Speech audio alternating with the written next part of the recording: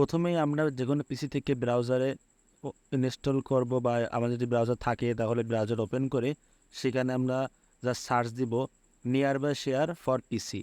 Search দিলে android.com নামে একটা ওয়েবসাইটের থেকে আপনারা এটা খুব সহজেই পেয়ে যাবেন। এখানে আমরা দেখতে পাচ্ছি যে android.com এর একটা ওয়েবসাইট দেখা যাচ্ছে, এটাই আমরা ক্লিক করব। ক্লিক করে এর ভিতরে ঢোকার পরে আমরা যেটা দেখতে পাবো যে এখানে এটা পিসিতে ডাউনলোড করার জন্য একটা লিঙ্ক আছে। লিঙ্কে ক্লিক করলে আমরা দেখবো যে 1.20 MB বা এর কম বেশি একটা এমবির একটা ফাইল ডাউনলোড হয়ে গেছে।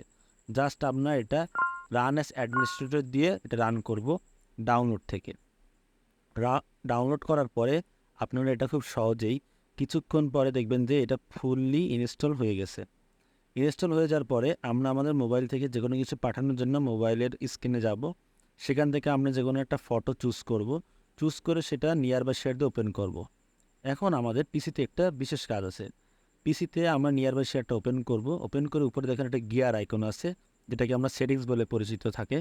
সেই সেটিংস আইকনে আপনারা ক্লিক করে জাস্ট এখানে এভরিওয়ান এই অপশানটা ওপেন করে দিবেন।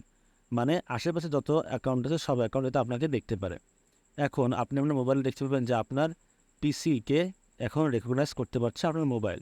Just click it and tap it, fine, আপনার ডাটা ট্রান্সফার হয়ে গেল। একই সিস্টেমে আপনি পিসি থেকে অ্যান্ড্রয়েড ফোনে ডাটা ট্রান্সফার করতে পারবেন। এক্ষেত্রে আপনাকে যেটা করতে হবে, পিসি থেকে অ্যান্ড্রয়েডে ডাটা ট্রান্সফার করার জন্য আপনার ড্রাগ অ্যান্ড ড্রপ সিস্টেমে বা এখানে এই অপশানে ক্লিক করে যে কোনো ডাটা বা যে কোনো ফাইল আপনারা সেন্ড করতে পারবেন সেম উপায়ে। এক্ষেত্রে আপনার মোবাইলেও সেম এভরিওয়ান অপশানটা ওপেন থাকতে হবে, তাহলে খুব সহজে পেয়ে যাবে। ও আরেকটা কথা, আপনাদের এই দুটো ডিভাইসকে সেম ওয়াইফাইতে রাখতে হবে এবং ব্লুটুথ কানেকশন অন রাখতে হবে। সো আজকের ভিডিওতে যদি ভালো লেগে থাকে তাহলে অবশ্যই আমাদের সাবস্ক্রাইব করবেন এবং নিচে থাকা বেল বাটনে ক্লিক করে অল দিয়ে দিবেন। So thanks for watching this video. Thank you for all.